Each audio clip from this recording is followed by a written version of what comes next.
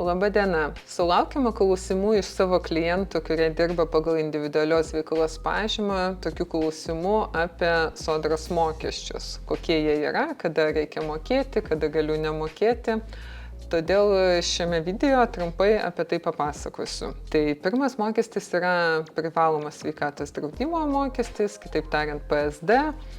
Ir kitas mokestis yra valstybinio socialinio draudimo arba kitaip tariant VSD. Tai šie mokesčiai mokami nuo uždirbtų pajamų pagal individualią veiklą nuo 90% uždirbtų pajamų. Tai yra, pavyzdžiui, per 25 metus uždirbote 10 000 eurų pajamų, pasirinkote sąnaudų atskaitimo būdą 30%, tai atskaitot tuos 30% ir tas, kas lieka, dauginat iš 90%.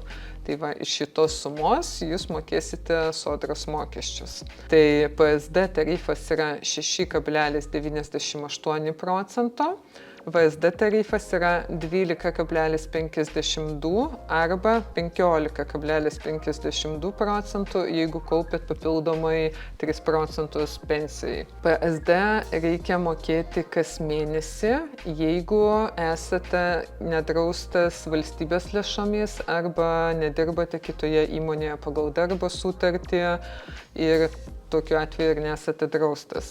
Tada reikia mokėti šį mokestį kiekvieną mėnesį ir jis yra 6,98% nuo minimalios algos.